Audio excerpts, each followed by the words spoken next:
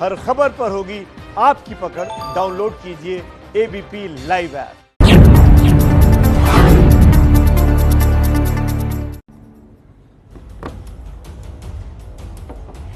नमस्कार, आप देख रहे हैं एबीपी न्यूज। आपके साथ हूं मैं रुबिका लियाकत। आप सभी का बहुत बहुत स्वागत है सीधा सवाल में। पिछले एक महीने से आप जानते हैं चीन लद्दाख से लेकर सिक्किम तक भारत के सब्र का इम्तिहान ले रहा है।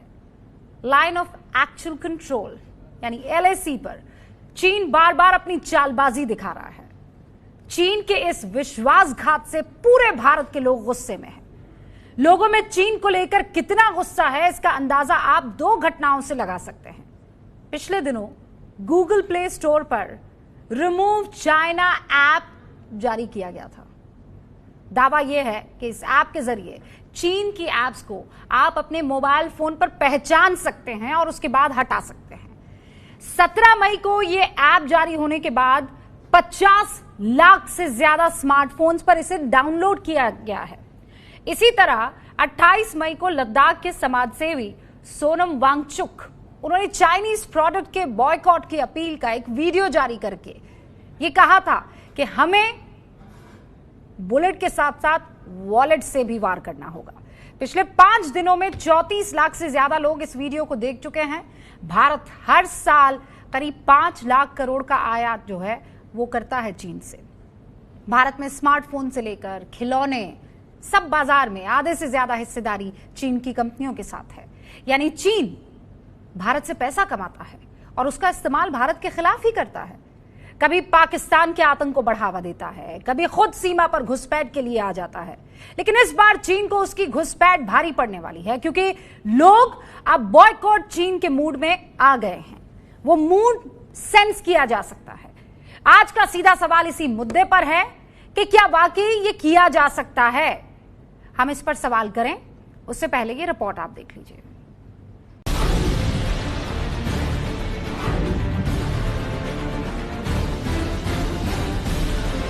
चाइना के माल का बहिष्कार करो, बहिष्कार करो, बहिष्कार करो। चीन के माल का बहिष्कार करो, बहिष्कार करो, बहिष्कार करो। चीन हाय हाय, भारत माता की जय, भारत माता की जय। सरहद पर चीन की चालबाजी के खिलाफ गुस्से में है देश। चीन को सबक सिखाने के लिए अब बॉयकॉट का संदेश।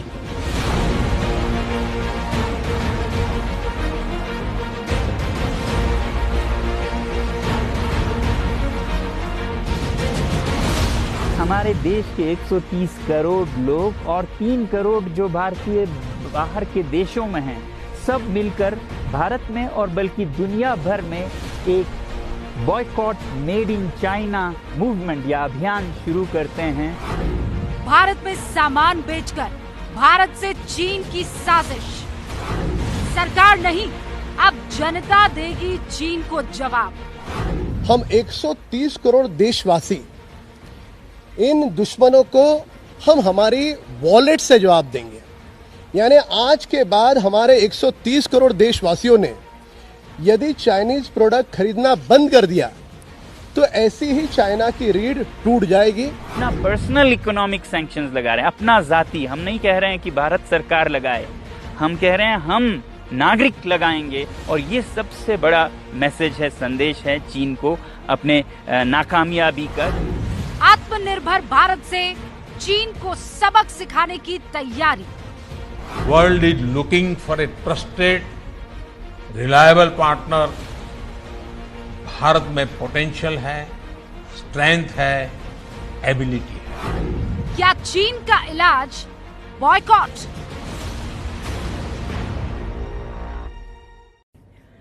और आपको बता दें कि सारे खास मेहमान इस पर चर्चा करने के लिए हमारे साथ जुड़ चुके हैं। मैं आपको इंट्रोड्यूस करवा देती हूँ उन सभी से। राम कदम साहब अब से कुछ ही देर में हमारे साथ जुड़ेंगे और आज वो इसलिए महत्वपूर्ण हो जाते हैं क्योंकि उन्होंने चीनी प्रोडक्ट्स की आज होली जलाई है खार में। यानी मुंबई में।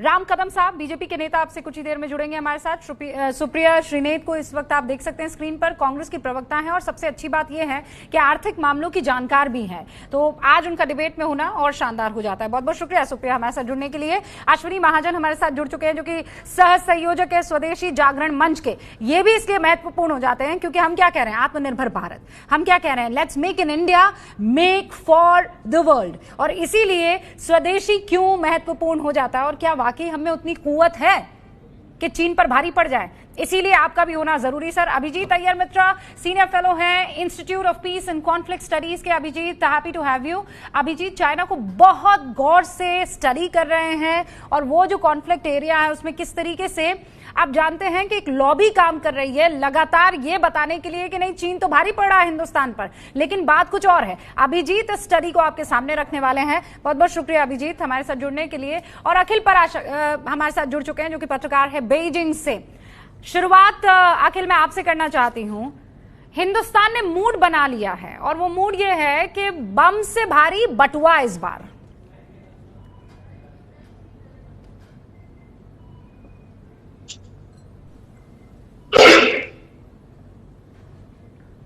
अखिल, आप मुझे सुन पा रहे हैं ना?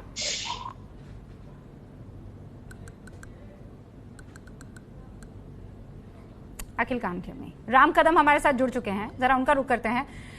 राम कदम, आपने तो आज झोली जला दी, आपने तो कहा चाइनीज प्रोडक्ट्स का बहिष्कार इसी तरीके से होना चाहिए। मैं ये जानना चाहती हूं कि क्या वाकई हम तैयार हैं, क्या हिंदुस्तान तैयार है? देखिए रुबिका जी, हमारी फौज सीमाओं पर देश का रक्षण कर रही है, वे पूरी तरह से सक्षम है गोली का जवाब गोली से देने के।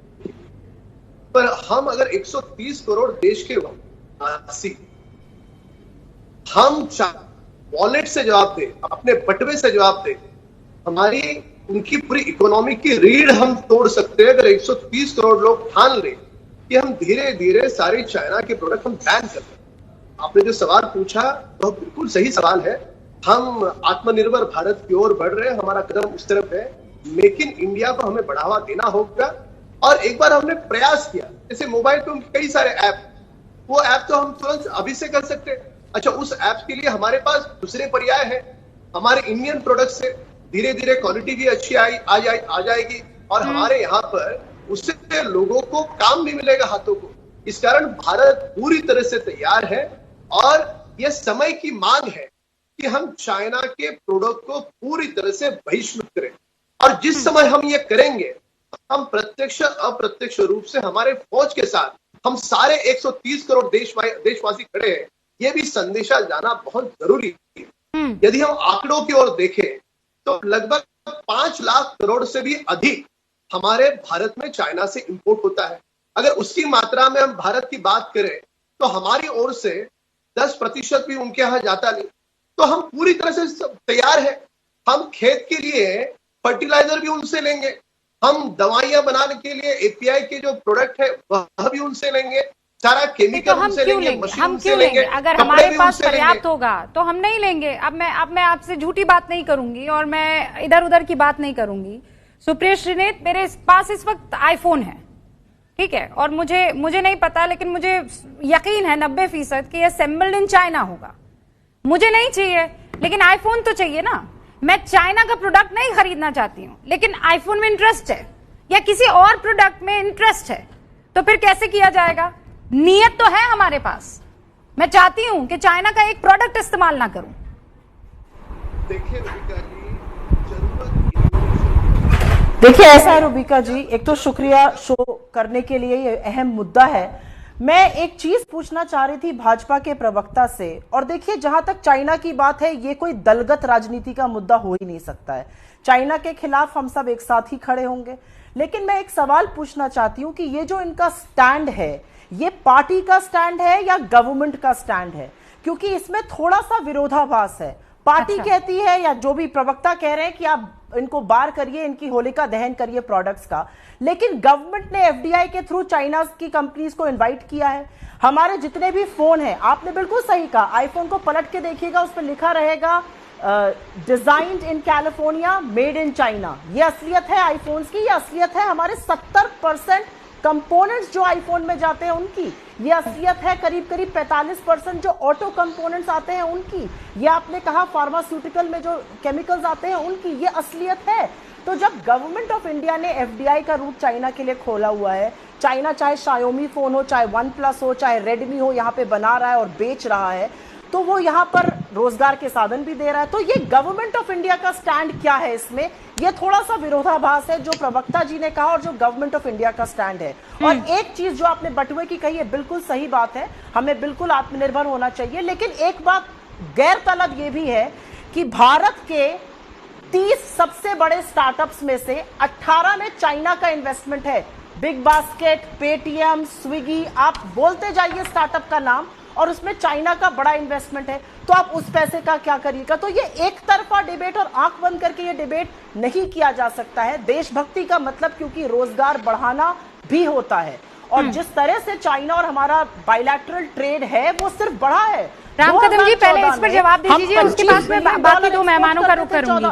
ये गवर्नमेंट का स्टैंड क्या है और बीजेपी का स्टैंड क्या है? सुप्रिया ये कह रही है कि हम तो साथ है भाई। मैं आपको बड़ी स्पष्टता के साथ बता दूं, मुझे ऐसा लग रहा था आवाज कि प्लीज जब थोड़ा देश तेज की कर बात दीजिए। आती है, जब देश की बात आती है, तब कम से कम जब देश का विषय आता है तो उसमें सियासत न हो, इस प्रकार की अपेक्षा की थी। यह जो बात है 130 करोड़ लोगों की मन की बात है कि इसके बाद जो भी प्रोडक्ट बनेगा हमारे भारत ये सरकार का मुद्दा है, बनेगा आपका है। इस देश में।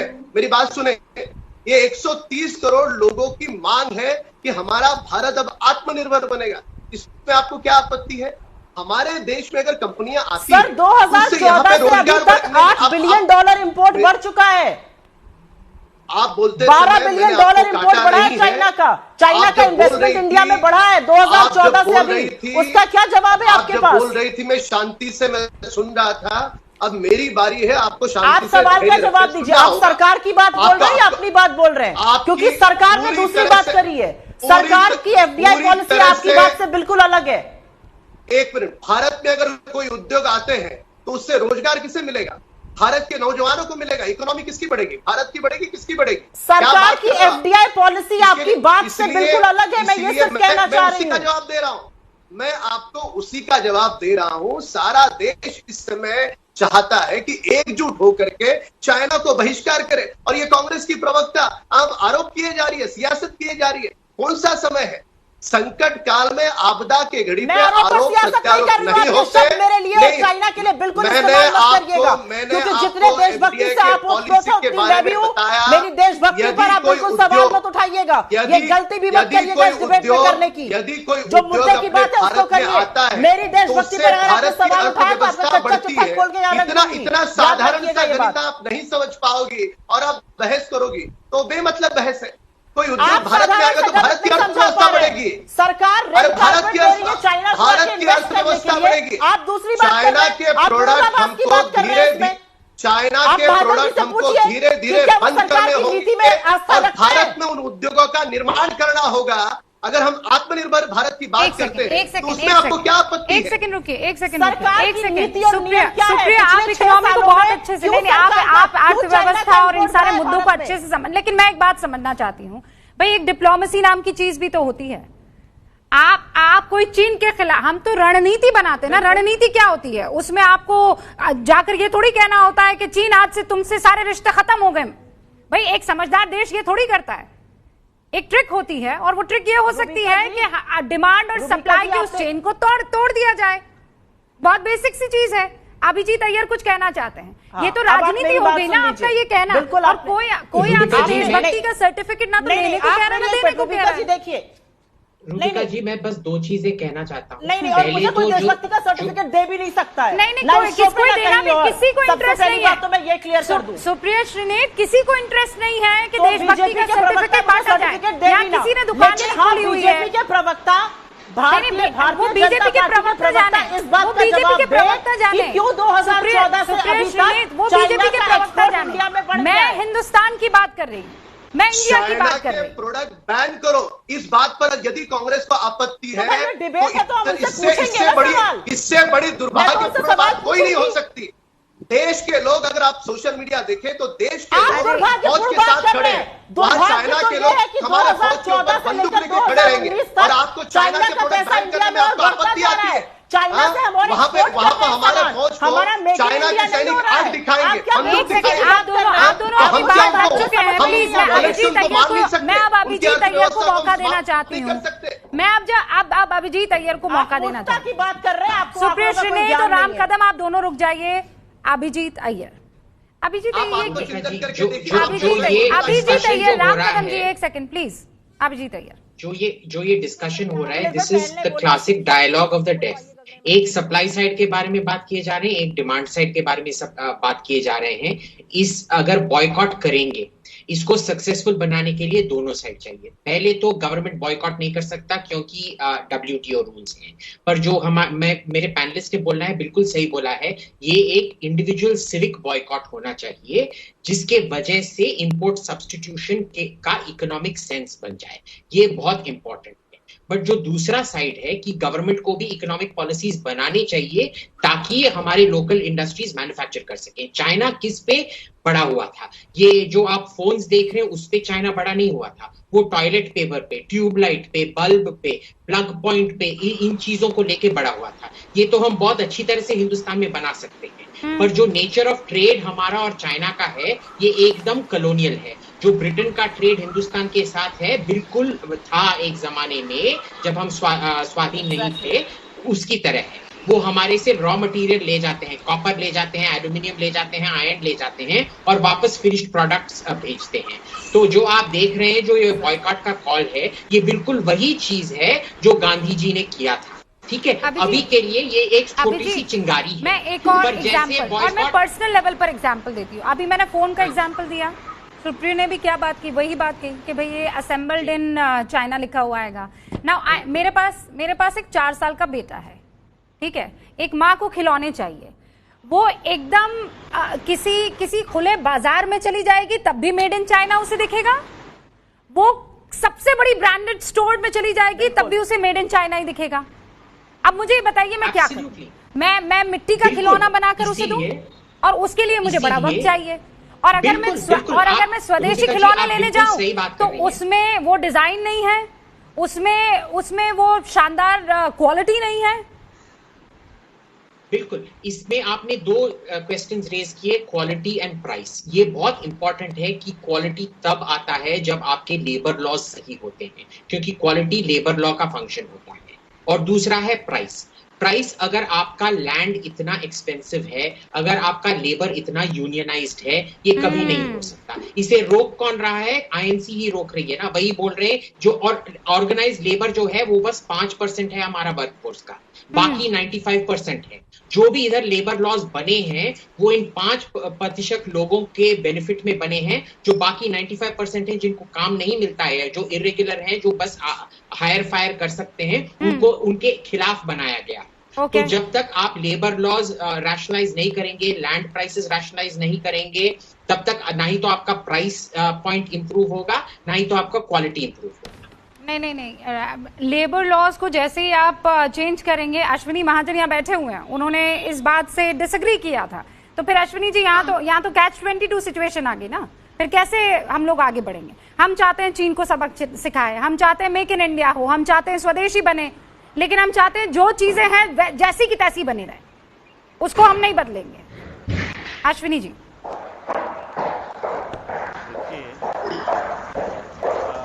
देखिए, मुझे लग रहा है कि ये जो पूरी डिबेट कर रहे हैं वो कुछ दूसरी दिशा में जा रही है। कभी आप पॉलिटिकल बात कर रहे हैं, कभी इस प्रकार से। कुल मिलाकर के अपने देश में 2001 के बाद जब से चीन WTO का मेंबर बना, तब से भारत सरकार ने जो ठीक नीतियां अपनानी चाहिए थी चीन के सामान पर अंकुश लगाने की, वो नहीं लगाई। चीन अपने माल की डंपिंग करता रहा और ये इसके पर्याप्त प्रमाण भी हैं। और हमारे यहाँ जिस प्रकार की पद्धति होनी चाहिए थी, न तो हमने अपने यहाँ उद्योगों को बढ़ावा देने की कोशिश की। और मैं एक एग्ज़ाम्पल बताता हूँ, बार बार API का उदाहरण लिया जा रहा है। आप ये देखिए कि 90% APIs हम बनाया करते थे। 10% हम इंपोर्ट करते थे। चीन ने जानबूझ करके इतने सस्ते दामों पर एपीआई को डंप करना शुरू कर दिया कि हमारे उद्योग उसके सामने टिक ही नहीं पाए, क्योंकि डंपिंग तो अगर आप जानबूझ करके षड्यंत्रपूर्वक हमारी इंडस्ट्री को ख़त्म करना चाहते हैं तो कुछ भी हो सकता है। तो उसके कारण क्या हुआ कि हमारी एपीआई इंडस्ट्री बंद हो गई और 90% हम एपीआईज़ के लिए विदेशों पर और ख़ासतौर पर चीन पर निर्भर हो गए। तो हमारा ये कहना है कि ये फैक्ट है कि 90% हम बनाया करते थे, तो हम दोबारा भी बना सकते हैं। चीन ने उसके बाद क्या किया कि एक बार हमारी उन पर डिपेंडेंस हो गई तो उन्होंने हमें एक्सप्लॉइट करना शुरू कर दिया। फॉलिक एसिड का रेट उन्होंने 13 गुना बढ़ा दिया, एमॉक्सीसाइक्लिन का रेट उन्होंने 3 गुना बढ़ा दिया। तो हमारा ये कहना है कि यहाँ पर राजनीति को छोड़ हमें एक इस विषय पर ध्यान देना चाहिए कि आज इस समय देश में एक ध्यान में आया है विषय कि आज के संकट के समय अगर हम आत्मनिर्भर हैं एग्रीकल्चर में, तो उसके कारण आज हम अपने घरों में खाना पीना कर रहे हैं। अगर हम आत्मनिर्भर नहीं होते तो कैसे होता? अगर हमारे देश में वर्तमान में जिस प्रकार से हमने 60,000 वेंटिलेटर्स बनाने की योजना की और बना रहे हैं और लगभग बन गए हैं, तो वो इसलिए बन पाए कि हमारे यहाँ डोमेस्टिक कैपेबिलिटीज़ थी। इसलिए इसमें कोई दो राय नहीं हो सकती है कि लॉन्ग रन में हमें अपने यहाँ आत्मनिर्भरता लाने की जरूरत है। अब प्रश्न ये है कि वो आत्मनिर्भरता आए कैसे? तो अभी तक आप पूरी बात सुन लीजिए ना। आप बहस करवाना चाहती हैं, यानी अगर आप बहस करवाना चाहती हैं तो करवाते रहिए। मेरा ये कहना है कि आप पहले पूरी बात सुन लीजिए कि अश्विनी जी, मेरे पास वक्त की कमी है। मैं शुरुआत में 1 मिनट देती हूँ। मैं बहस करवाने के लिए ही यहाँ पर बैठी हूँ। मैं बहस ही करवाने के लिए बैठी हूँ। मैं रैली को संबोधन करने के लिए नहीं बैठी हूँ यहाँ पर। मैं सवाल का जवाब दूंगी और उसका जवाब आपको देना होगा। नहीं तो हम यहाँ पर ना तो प्रवचन सुनते हैं और ना ही रैली संबोधन सुनते हैं। बोलिए। एक एक करके 1-1 मिनट में अपनी बात रखिए, उस बात को मैं आगे लेकर जाऊंगी। अगर एक्सक्लूसिव इंटरव्यू होता अश्विनी जी तो मैं आपके साथ एक्सक्लूसिव इंटरव्यू करती, फिर मैं आपसे सवाल करती, आप सवाल का जवाब करते। पर मेरे 5 मेहमान यहाँ पर हैं और मैं 5 का जवाब चाहती हूँ ना। मैंने आपकी बात सुनी, अब मैं आगे ले जा रही हूँ। मैंने वही तो पूछा कि आत्मनिर्भर कैसे बनेंगे। अब उसका जवाब मुझे आगे दीजिएगा आप। अश्विनी पराशर, तो मैंने बताया। मैं आपसे ये जानना चाहती हूँ कि देखिए, मुझे पता है कि आप चीन को बहुत अच्छे से जानते हैं और आप उसकी ट्रिक्स को भी बहुत अच्छे से समझते हैं, लेकिन अब हिंदुस्तान में एक बहुत स्ट्रॉन्ग मूड बन चुका है और आपको यहाँ पर नजर आ गया होगा कि आत्मनिर्भरता किसे कहते हैं, स्वदेशी क्या होता है, और उसको वापस रिलिव करेंगे। हमारा ही पैसा और हम ही पर इतराना कब तक चलेगा? जी देखिए, सबसे पहले तो हमें बताना होगा कि जो इंडिया है वो चीन का सबसे बड़ा इंपोर्टर है और चीन जितना एक्सपोर्ट करता है चाइना को, उससे 7 गुना इंपोर्ट करता है। और डेली जो नेसेसिटीज वाली जो चीजें हैं वो सब इंपोर्ट करता है। हर तरह की चीजें चाइना से इंपोर्ट करता है।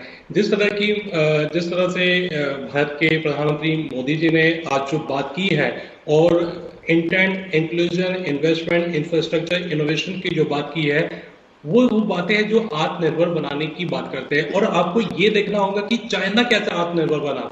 हम दूसरे का भी तो अनुभव ले सकते हैं कि दूसरे ने भी तो कैसे अपने पैरों पे खड़ा हुआ। जो 1980 के दशक में चीन और भारत एक ही पायदान पे खड़े थे और उस 40 सालों में चीन आज दुनिया की दूसरी सबसे बड़ी अर्थव्यवस्था बन गया। तो वो कैसे बना, वो सीखना चाहिए ना, वो देखना चाहिए। रही बात की अभी कुछ कह रहे थे कि बॉयकॉट करो चीनी सामानों का। देखो, बॉयकॉट हम कर देंगे, चलो कर दिया एकदम तुरंत, तो क्या उसका हल निकलेगा?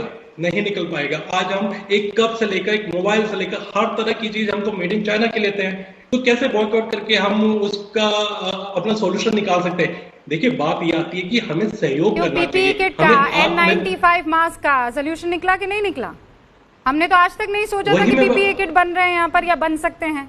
तो जब इतनी इमरजेंसी हालत में हम ये बना सकते हैं अश्विनी जी, बिल्कुल, तो हमें करना पड़ेगा ये चीज। हमें आत्मनिर्भर की तरफ। हाँ, तो फिर आप कह रहे हैं हम नहीं कर पाएंगे। कैसे नहीं कर पाएंगे? क्यों नहीं कर सकते? ये नहीं कह रहे कि नहीं कर पाएंगे। बात ये आती है कि उसमें बहुत समय लगेगा। चीन को भी बनाने में 30 साल लगे उसको अपने पैरों पे खड़ा होने में। अपने तो कोई बात नहीं, आज से शुरुआत करते हैं। राम कदम ने वो शुरुआत कर दी ना भाई। हमारा देश ना हनुमान जी की तरह है, भूल जाता है, वो अपनी शक्ति भूल जाता है, फिर उसे झकझोर कर याद दिलाना पड़ता है कि ये तुम्हारी शक्ति है। और इस वक्त हिंदुस्तान में मेरे ख्याल से वही मंथन चल रहा है। राम कदम जी, बिल्कुल देखिए रुबिका जी, इनकी बात का मैं जवाब दूं। छोटी छोटी चीजें जैसे बच्चों के खिलौने हैं, बट उसमें कौन सा बड़ा रॉकेट साइंस सहयोग करने की जरूरत है। तो हमारे देश के कोई भी उद्योग बना सकते हैं। जब मार्केट में चाइना के प्रोडक्ट नहीं आएंगे, खिलौने नहीं आएंगे, तो तुरंत स्वाभाविक रूप से हमारे देश में जो लोग हैं वे बनाना आरंभ करेंगे, और उन्होंने बनाना आरंभ करने से हमारी अर्थव्यवस्था भी सुधरेगी, हमारे लोगों को काम भी मिलेगा। इसमें कोई बड़ा रॉकेट साइंस नहीं है। इस कारण ये तो यही बात तो सुप्रिया कह रही है कि सरकार बैन लगा दे, फिर सरकार स्टैंड ले ले। देखिए, आज जो मैंने दहन किया वह एक भारतीय होने के नाते किया, और हर भारत के मन की इच्छा मैंने जो थी उस दहन करके दर्शाई। आज हमारे देश की सीमा क्या बात हुई भाई? चाइना प्रैक्टिकली सोचिए ना भाई, सारा जो सैक्रिफाइस है वो हिंदुस्तानी कर ले, तो फिर सरकार क्या करेगी?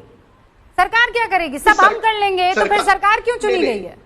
मैं आपको बता दूं, हमारे आदरणीय प्रधानमंत्री जी ने पहले से ही आत्मनिर्भर भारत और मेक इन इंडिया की दिशा की ओर कदम बढ़ाए हैं। हाँ, तो सरकार पूरी तरह से भारत में ही सारा सामान बने, धीरे धीरे भारत अपने कदमों पे सक्षम बने, आत्मनिर्भर बने, यही तो हमारी सरकार का प्रयास है। और उस प्रयास को हम देशवासियों ने चाइना के प्रोडक्ट अगर धीरे धीरे बंद कर दिए, तो स्वाभाविक रूप से हमारे देश के उद्योग बड़े होंगे। अब इतना सिंपल सा साइंस है, इसमें कोई रॉकेट साइंस नहीं है। दुर्भाग्यपूर्ण था कांग्रेस की प्रवक्ता जो कह रही थी, और मैंने आज जो दहन किया भाजपा का कार्यकर्ता करके नहीं किया था, एक भारत का मैं भी देशवासी हूँ, मुझे भी मेरे देश से प्रेम है, और मैं स्वदेशी को अपनाऊंगा। धीरे धीरे रोजमर्रा की जिंदगी में चाइनीज प्रोडक्ट नहीं अपनाऊंगा, ये संदेश देने का प्रयास किया। सुप्रिया श्रीनेत, राम कदम ने एक आम भारतीय होने के नाते भाई चाइनीज प्रोडक्ट्स की होलिका दहन की। मैं कह रही हूँ, आप एक आम नागरिक होने के नाते बॉयकॉट करेंगी चाइनीज प्रोडक्ट का कि नहीं? इंतजार करेंगे पहले सरकार हरी झंडी दिखाए, उसके बाद ऑप्शन नहीं है हमारे पास, ऑप्शन नहीं है। अखिल एक सेकंड पहले सुप्रिया श्रीनेत और उसके बाद सुप्रिया। रुबिका जी, मैं उस बाप की औलाद हूं जो 21वीं सदी में खादी पहनते हैं, तो मुझसे तो कोई बात ना करे कि मैं करूंगी या नहीं करूंगी। मैं एज अ लॉ कोई कपड़ा जो हैंडलूम का नहीं है पहनती ही नहीं हूं, बिकॉज मुझे ऐसा लगता है कि हमारे देश में उसको बढ़ावा देना जरूरी है। ये मेरा व्यक्तिगत ये है। मेरा सिर्फ एक बोलना है, और ये सिर्फ छोटी सी बात ये है कि नीति और नियम हमें सुधारने पड़ेंगे, अलग करना पड़ेगा। 2014 से 2019, और ये दलगत राजनीति की बात नहीं है, हमारा चाइना से जो इंपोर्ट है वो $20 बिलियन बढ़ गया है, वो हमें कम करना ही पड़ेगा। जो बात सब लोग कह रहे हैं कि इंपोर्ट ड्यूटी लगाइए, एंटी डंपिंग ड्यूटी लगाइए, ये सरकार को लगानी ही पड़ेगी। 2018 में मैं आर्थिक जगत में पत्रकारिता करती थी, एक चैनल की एडिटर थी, तब यूएस और चाइना की बड़ी ट्रेड वॉर चल रही थी, और मेरी ये आशा और विश्वास था कि हम उस ट्रेड का एक बड़ा हिस्सा हथिया लेंगे, लेकिन हम नहीं हथिया पाए। वो बड़ा हिस्सा वियतनाम, कंबोडिया और बांग्लादेश ने हथियाया, और मेरा सर शर्म झुकता है कि ऐसे छोटे देश इस ट्रेड का हिस्सा लेके जा सकते थे और हम लेकर नहीं आ सकते थे। इससे चाइना को चोट पहुंचती, उनके ट्रेड पे चोट पहुंचती। तो कहीं पर आम नागरिक होने के नाते ये सवाल भी तो हमें उठाना पड़ेगा कि सरकार जब तक नीति और नियम नहीं बदलेगी, आपके स्टार्टअप चाइना के पैसे से भरे पड़े हैं, और हम सबको पता है कि चाइना का डेटा सिक्योरिटी और प्राइवेसी में कितनी दिक्कतें हैं। तो ये सवाल तो उठाना ही पड़ेगा। और जहां तक मेरी बात है, मैंने फिर से बोला, मेरे घर में खादी आज तक लोग पहनते हैं।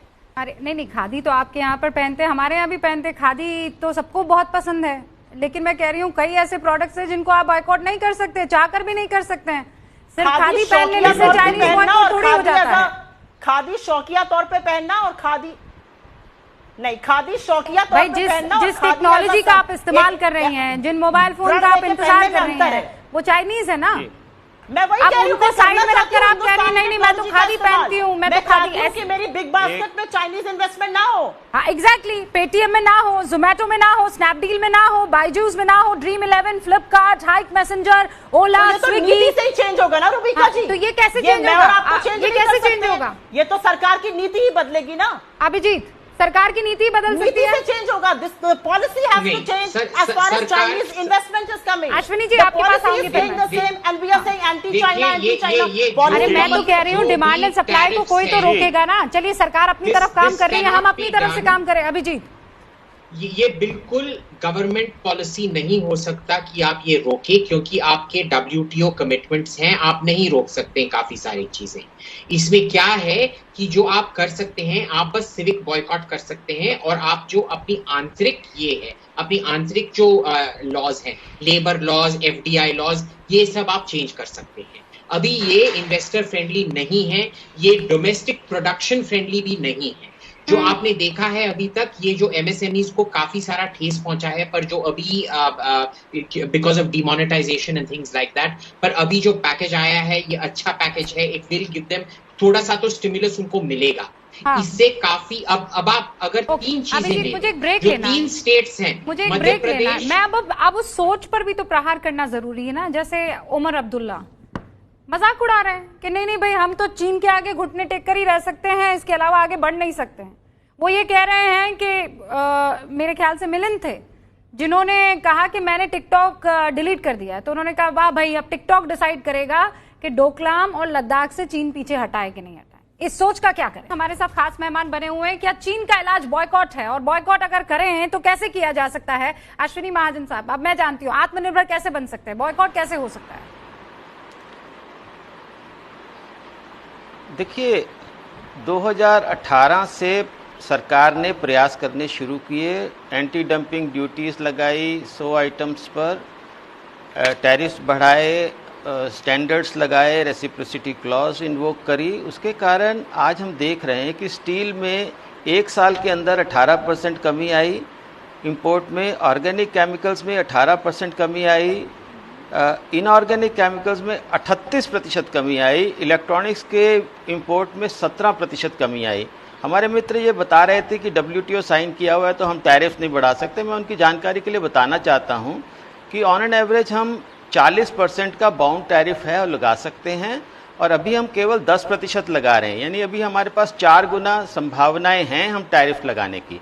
इसलिए ऐसा कुछ नहीं है कि WTO में रहते हुए हम टैरिफ नहीं बढ़ा सकते, टैरिफ हम बढ़ा सकते हैं। और जहाँ तक सवाल है, हम अपने यहाँ आत्मनिर्भर बनने के लिए अब आप एटम बम बना सकते हैं, PSLV बना सकते हैं, एक बार में 104 सैटेलाइट्स को आप अंतरिक्ष की कक्षा में स्थापित कर सकते हैं, तो आप कुछ भी बना सकते हैं। प्रयास करने की ज़रूरत है। आज पहली बार एक बार सरकार ने एक स्टैंड लिया है कि yes we can do it. इससे पहले 51 में हमने कहा कि सब कुछ पब्लिक सेक्टर करेगा, हम कुछ नहीं कर सकते। 91 में हमने कहा कि हम कुछ नहीं कर सकते, केवल MNCs और FDI सब कुछ करेगा। मेरा यहाँ कहना है, हमने सबने मिलजुल के विकास करना, अपने देश की प्रतिभा, अपने देश के कौशल के आधार पर विकास करना, और उसके लिए आत्मनिर्भर बन करके ही हम इस देश में रोजगार बढ़ा सकते हैं। अब आप ये देखिए कि अभी बात आ रही थी कि हम 5 लाख करोड़ रुपए का इंपोर्ट करते हैं, तो करीब करीब आज भी हमारा $53 बिलियन का ट्रेड डेफिसिट है। इसका मतलब क्या है? इतनी जॉब्स हम बाहर एक्सपोर्ट कर रहे हैं ना चीन को। हमारा निवेदन ये है कि इस चीन को जॉब्स एक्सपोर्ट मत करिए। बहुत सारी चीज़ें हैं जो हम आराम से बना सकते हैं, उसको बनाना शुरू करिए। इस बारे में क्वेश्चंस मत करिए। मेरा ये कहना है, इसमें राजनीति का भी विषय नहीं है, इसमें तो केवल राष्ट्रभक्ति का विषय है और अपने देश के लोगों के रोजगार और उनके कुशल क्षेम का विषय है। उसको बढ़ाइए, राजनीति बिल्कुल नहीं करनी चाहिए। मैं तो ये निवेदन करूंगा कि स्वदेशी जागरण मंच के इस कॉल पर कि हम विदेशी माल का, खासतौर पे चीनी माल का बहिष्कार करें, अपने देश में उत्पादन बढ़ाएं, ग्रामीण रोजगार डेवलप करें, इतना हम निवेदन करना चाहते हैं। ठीक है सुप्रिया जी, इशारा सीधा सीधा आपकी तरफ था। इसमें क्या राजनीति करना है? विपक्ष की भूमिका कहीं और निभा लीजिएगा, किसी और मुद्दे पर निभा लीजिएगा। इसमें तो आत्मनिर्भर बन के, या ये कहिए कि हिंदुस्तान और देश हित के लिए एक बार के लिए कहिए चलिए हम आपके साथ हैं, कॉन्वॉय से बाद में मिल लेंगे, एनवॉय से बाद में मिल लेंगे। और मैंने ऐसी कौन सी बात कही आपके पूरे शो में अभी जिसमें राजनीति थी इस पूरे मुद्दे पर? मैंने तो बार बार कहा हर आदमी को स्वदेशी करना चाहिए। मैंने सिर्फ आंकड़े पॉइंट आउट किए कि 2014 से मोदी जी के रूल के अंदर, रेजीम के अंदर, चाइना से एक्सपोर्ट इंडिया में लगातार बढ़ रहा है। तो कहीं पर जो नीतियां थी वो नहीं वो फेल हो रही हैं। तो मैंने कौन सी गलत बात करी थी? आप जो जिस तरफ मेरा इशारा कर रही हैं, मैंने तो ऐसा कुछ भी नहीं कहा।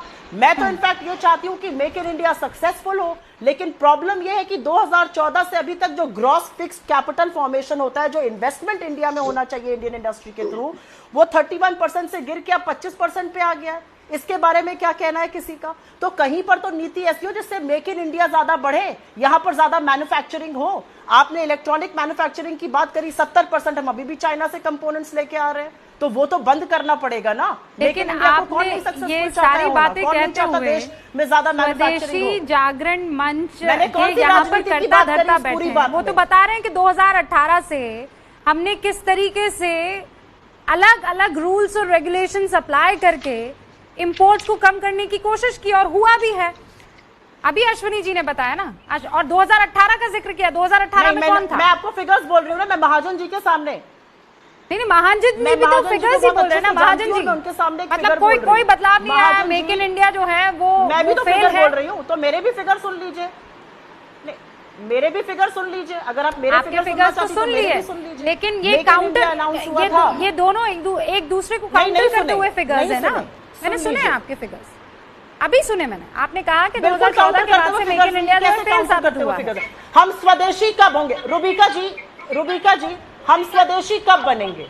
जब आप राजनीति करना छोड़ देंगे इस मसले पर, हम स्वदेशी हो जाएंगे। हम ज्यादा मैन्युफैक्चरिंग नहीं, जब हम ज्यादा मैन्युफैक्चरिंग करेंगे। आप सवाल का जवाब सवाल से मत दिया करिए और मुझे उल्टी बात मत किया करिए। मेरा तो काम ही सवाल करना है, जब हम मैं क्यों जवाब दूंगी? मेरा तो काम ही सवाल करना है। आप सवाल करेंगे, उसमें सवाल करूंगी मैं। मैन्युफैक्चरिंग आपकी कॉन्ट्रैक्ट होती जा रही है, आपके आंकड़ों की बात करती है। आंकड़े तो महाजन जी दे रहे हैं ना, वो आंकड़े गलत है। आपके आंकड़े सही है, क्योंकि आपके आंकड़ों को राजनीति सूट करती है। और महाजन जी के आंकड़े जो स्वदेशी वाले हैं वो सूट नहीं कर रहे हैं आपकी राजनीति को। बिल्कुल क्लियर है। महाजन जी आप बता दीजिए कि भाई आपके जो फिगर्स झूठे हैं। आपको मेरे आंकड़े भी तो नहीं सूट कर रहे। सुप्रिया श्रीनेत आप बता, हिंदुस्तान को सूट नहीं कर रहे हैं आपके आंकड़े इस वक्त। मैं राजनीति कर रही हूं, हिंदुस्तान को सूट नहीं कर रहे हैं इस वक्त आपके आंकड़े। मैं आपकी पट्टी खोल तो सकती नहीं हूँ। कौन सी पट्टी? तो देखिए, कौन सी पट्टी? आपको बड़ा शौक है। पहले आपने राम कदम की पट्टी खोलने की कोशिश की, अभी मेरी पट्टी। मेरी कौन सी पट्टी बता दीजिए। मेरे तो मैं तो परिंदा हूँ भाई, मेरी कोई पट्टी नहीं है। आपने ये पट्टी बांध रही है कि सुप्रिया श्रीनेत। ना, मैंने कोई पट्टी नहीं बांधी। मैं ये चाहती हूँ कि सुप्रिया श्रीनेत हो या कोई और इस मसले पर राजनीति ना करें। चाइना को सबक सिखाना है तो राजनीति नहीं हो सकती है, एज सिंपल एज दैट। तो मैं तो बोल रही हूँ भैया, मैन्युफैक्चरिंग बढ़ाओ, मैन्युफैक्चरिंग बढ़ाओ। श्रीनेत जो है वो नहीं करेंगी राजनीति कर रही है। आप मैन्युफैक्चरिंग क्यों नहीं बढ़ा रहे? देखिए रुबिका जी, मैन्युफैक्चरिंग बढ़ाने की किसी भी काम को करते समय ये किस तरह की आप बात कर रही है, मुझे समझ में नहीं आ रहा है। आप प्लीज रिलैक्स, शांत हो जाइए भाई। अब मेरी बारी है, अब सुने आप। यकीन सुनेगा तो डर जाएगा, मुझे यकीन है। आप मेरे मुंह में अपनी बात डाल के गलत बात मत करिए। मुझे कोई शौक नहीं है अपनी बात आपके मुंह में डालने का। मुझे किसी बात का, मुझे इस बात का शौक नहीं है। के साथ डिबेट नहीं होना चाहिए। नहीं, मुझे कोई शौक नहीं है। साफ तौर पर स्वदेशी जागरण मंच के अश्विनी महाजन यहाँ पर बैठकर ये बता रहे हैं कि 2018 के बाद के सरकार के जितने भी कानून थे उसमें किस तरीके से फायदा हुआ है, आयात कम हुआ है, अभी उन्होंने बताया। तो और आप कह रही हैं कि नहीं वो गलत आंकड़े हैं, तो मैं क्यों ना उस पर सवाल करूं? आप क्या चाहती हैं? बेहतर क्या होगा? बेहतर क्या होगा? चीन को जवाब देना बेहतर होगा, आप मेरी बात ही नहीं, या फिर इस वक्त हमारे फैसलों को कटघरे में खड़ा करना बेहतर होगा? बेहतर तो तब होगा जब हम तर्क संगत बात करेंगे। अब एक बहुत सीधा सा सवाल है कि लीजिए भाई हम तैयार हैं, हम बहिष्कार कर लेते हैं, और जैसा अभिजीत कह रहे हैं कि हमें अपने लेवल पर चीनी प्रोडक्ट्स का बहिष्कार करना शुरू कर देना चाहिए। सुप्रिया श्रीनेत कांग्रेस की जो नेता है वो ये कह रही है कि भाई इसमें सरकार का थोड़ा सपोर्ट चाहिए होगा, आप यहाँ हिंदुस्तान में मैन्युफैक्चरिंग शुरू कर दीजिए तो हम कर देंगे। अब दोनों बातें सही हैं, लेकिन तर्क संगत कौन सी है? राम कदम, देखिए, सरकार ने इसके पूर्व ही मेक इन इंडिया के तहत पूरे देश भर में अलग अलग उद्योगों के निर्माण को प्रोत्साहन देना, एनकरेज करने का आरंभ कर दिया है सरकार। और इस आपदा की घड़ी में आदरणीय प्रधानमंत्री जी ने जो आत्मनिर्भर भारत की बात की है, अब हम सारे देश के लोग जिस प्रकार से सीमा पर विवाद चल रहा है, हमारे फौजी भाइयों के ऊपर बंदूकें रोकी जा रही है, तो हमारे फौजी लोग सक्षमता से गोली का जवाब गोली से देने के लिए तैयार है। पर हम सारे 130 समूचे भारतीय लोग यदि हमारे बटवे से उनको जवाब दे, हमारे बटवे से जहां तक हो सकता है हम चाइनीज प्रोडक्ट को नहीं खरीदे, तो अपने आप से एक इंडिया में इंडियन प्रोडक्ट की डिमांड बढ़ जाएगी। जैसी डिमांड आएगी सप्लाई भी शुरू होगा, अपने यहाँ के लोगों को रोजगार मिलेगा। इतना बिल्कुल सिंपल सा गणित है। और जैसे इसके पूर्व हमने स्वदेशी का नारा दिया था आप बता रहे हैं राम कदम जी, इतना सिंपल नहीं है। इसका मतलब ये है कि जिन चीजों को राम कदम जी प्लीज एक बार मेरी बात सुनिए। आप ये कह रहे हैं कि पहले सैक्रिफाइस जनता करें, जो चीज वो ले सकती है या जो सहूलत उसे मिल सकती है वो जनता लेने से इनकार कर दे, फिर उसके बाद कंपनी आकर और कहेंगी कि लीजिए हम आपको स्वदेशी देते हैं। तो आपने बेसिकली पूरी जिम्मेदारी जनता के ऊपर डाल दी। ना, मेरी बात का आपने अर्थ अलग निकाला। में ये दोनों चीजें एक साथ होती है। ऐसी चीजें नहीं है कि हमारे भारत में उन चीजों का विकल्प नहीं है। ऐसी 90% चीजें हैं कि हमारे पास उसके विकल्प है। और विकल्प नहीं है और हम उन्हीं का इस्तेमाल करें, ऐसा कुछ नहीं है। और अभी हमारा भारत आत्मनिर्भर भारत की ओर हमारा देश बढ़ रहा है, तो दोनों चीजें एक साथ होगी। ठीक है सर, दोनों चीजें एक साथ हो सकती है। अभिजीत अय्यर जी, लुक, ये सब एक साथ हो सकती हैं, पर इसमें जो कांग्रेस प्रवक्ता कह रही है ये इंपॉर्टेंट है कि गवर्नमेंट का कोऑर्डिनेशन होना चाहिए। गवर्नमेंट खुद नहीं कर सकता है पर कोऑर्डिनेट करना चाहिए। पर आप ये भी देख लीजिए ना, जो हम मोबाइल फोन की बात कर रहे हैं, हम तो already second biggest manufacturer of mobile phone हो गए हैं। पर जैसे अगर महाजन सर हैं, जो वो बोल रहे हैं कि हम 40% तक बढ़ा सकते हैं, हमने लो क्यों रखा है ये भी आप समझ लीजिए। वो लो रखा है क्योंकि जो बिजनेसेस यहाँ प्रॉस्पर होती हैं उन इंपोर्ट से, उनके लिए बहुत मायने रखती है। अगर आप 40% इंपोर्ट ड्यूटी लगाएंगे उस पे और 30% लगाएंगे उस पे, तो आपके लोकल बिजनेसेस का कॉस्ट ऑफ ऑपरेशन क्या होगा? आप तो उधर ही उनको खत्म कर दोगे। अगर जीएसटी काफी नहीं था, डिमोनेटाइजेशन काफी नहीं था, और एक चीज आप उन पे ठोकोगे। देखिए ये सब साइक्लिक होता है, ये सिंगल पॉइंट लीनियर नहीं होता है। तो हमको ये पूरा ध्यान में रखना चाहिए। पर चारों दिशाओं से होना चाहिए। ठीक है, पर मेरे पास वक्त की कमी है और इसीलिए मैंने पहले सेगमेंट में बाकियों से उनके रिएक्शन लेने की कोशिश की और बाद में एक क्लोजिंग रिमार्क। बहुत बहुत शुक्रिया आप सभी का। लेकिन शुरुआत तो हो ही सकती है मुझसे भी और आपसे भी। हम और आप जब करेंगे तो एक बड़े रूप में वो दिखेगा।